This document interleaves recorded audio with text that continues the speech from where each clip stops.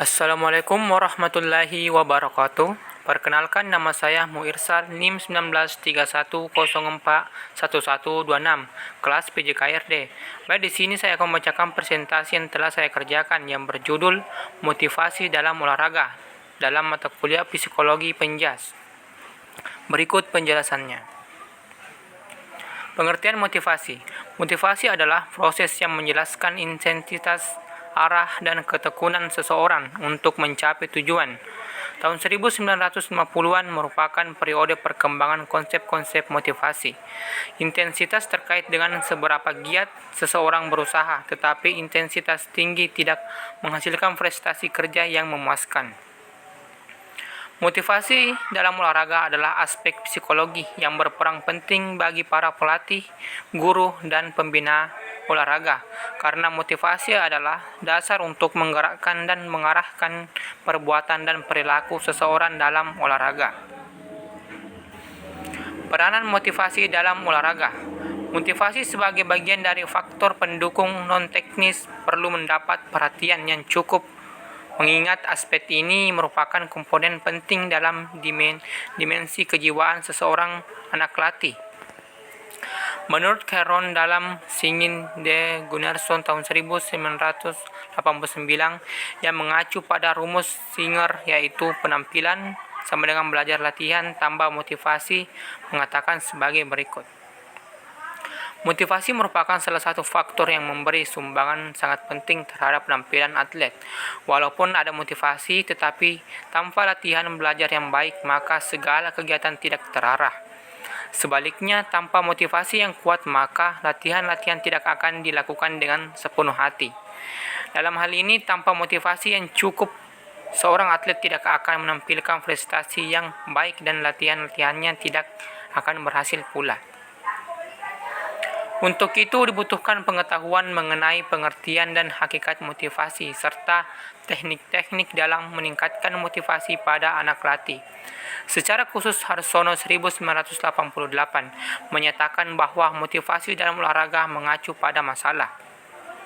1. Mengapa seseorang memilih suatu cabang olahraga tertentu bukan cabang olahraga lain? 2. Mengapa dia tekun melakukan latihan cabang olahraga itu? Sejalan dengan pernyataan tersebut, maka erat sekali relevasinya terhadap penelitian ini.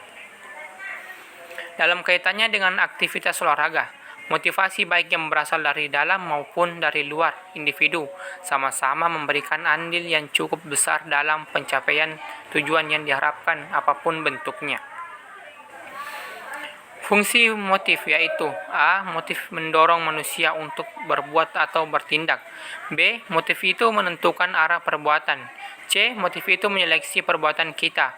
2. Fungsi motivasi yaitu A. Mendorong timbulnya tingkah laku atau perbuatan. Tanpa motivasi tidak akan timbul suatu perbuatan. Motivasi dalam hal ini merupakan motor penggerak dari setiap kegiatan yang akan dikerjakan. B. Motivasi berfungsi sebagai pengarah. Artinya motivasi mengarahkan perubahan untuk mencapai yang diinginkan. Dengan demikian, motivasi dapat memberikan arah dan kegiatan yang harus dikerjakan sesuai dengan rumusan tujuannya. C. Motivasi berfungsi sebagai penggerak. Artinya menggerakkan tingkah laku seseorang. Selain itu, motivasi belajar berfungsi sebagai pendorong usaha dan pencapaian prestasi. Demikian juga tujuan motivasi jika dilihat dari sudut pandang seorang pekerja. Tujuan motivasi itu sendiri adalah 1. Mempertahankan kestabilan kerja. 2. Menciptakan disiplin kerja. 3. Menciptakan suasana dan hubungan kerja yang baik. 4. Mempertinggi rasa tanggung jawab terhadap tugasnya. Dan yang kelima, meningkatkan efisiensi penggunaan alat-alat dan bahan. Teori motivasi. Beberapa teori motivasi yang akan dikupas adalah 1. Teori hedonisme. Hedon adalah bahasa Yunani yang berarti kesukaan, kesenangan, atau kenikmatan. Hedonisme adalah suatu aliran dalam filsafat yang memandang bahwa tujuan hidup yang utama pada manusia adalah mencari kesenangan atau hedon yang bersifat duniawi. 2. Teori naluri. Pada dasarnya manusia memiliki 3 dorongan nafsu pokok yang dalam hal itu disebut juga naluri, yaitu dorongan nafsu atau naluri mempertahankan diri, misalnya mencari makanan jika lapar, mencari perlindungan agar hidup aman.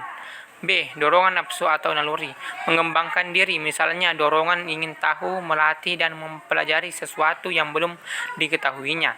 C. Dorongan nafsu atau naluri mempertahankan jenis, misalnya manusia ataupun hewan secara sadar ataupun tidak selalu menjaga agar jenis atau keturunannya tetap berkembang dan hidup. Teori reaksi yang dipelajari.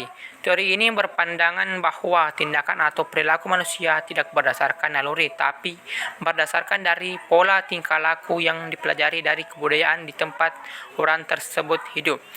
Orang belajar paling banyak dari lingkungan kebudayaan di tempat ia hidup dan dibesarkan. Teori daya pendorong. Teori ini merupakan perpaduan antara teori naluri dengan teori reaksi yang dipelajari. Daya pendorong adalah semacam naluri, tapi hanya satu dorongan kekuatan yang luas terhadap satu arah yang umum, misalnya suatu daya pendorong pada jenis kelamin yang lain.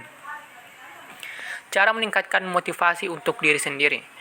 Tetapkan dan tulis tujuan. Tetapkan tujuan atau target yang ingin dicapai dalam hidup secara spesifik, jelas, objektif, dan realistis.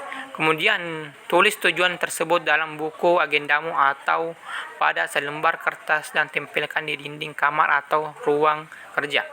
Susun rencana dengan baik dan terarah. Buat rencana dan susun langkah-langkah untuk mencapai tujuanmu. Kamu bisa membaginya menjadi beberapa tugas kecil atau sederhana dengan target yang bisa dicapai dalam jangka pendek. Catat daftar tugas tersebut di buku dan diberi tanda centang pada setiap tugas yang sudah kamu kerjakan. Atasi rasa takut terhadap kegagalan. Ketika kamu merasa telah gagal, ingatlah bahwa kegagalan adalah bagian dari proses pembelajaran. Setiap kali kita gagal dalam suatu hal, ada pelajaran yang dapat kita petik agar bisa melakukannya dengan lebih baik dan menghindari kesalahan yang sama. Bersikap positif. Isi hari-harimu dengan percakapan, kegiatan, atau situasi dan orang-orang yang bisa menginspirasimu untuk meraih tujuan. Istirahat yang cukup. Sebesar apapun semangat untuk mencapai target, pastikan kamu memiliki waktu untuk beristirahat dan tidur yang cukup. Kurang istirahat dapat menurunkan energi dan fokusmu dalam mencapai tujuan, selain juga berisiko menimbulkan gangguan kesehatan. Berikan hadiah pada diri sendiri. Saat berhasil menyelesaikan tugas atau mencapai suatu target, hadiahi dirimu sendiri dengan sesuatu yang menyenangkan, bermanfaat, dan layak kamu dapatkan. Misalnya berlibur atau membeli barang yang sedang kamu inginkan. Itulah tadi pembacaan presentasi yang telah saya kerjakan. Lebih dan kurangnya mohon dimaafkan. Wabillahi taufiq wal hidayah. Assalamualaikum warahmatullahi wabarakatuh.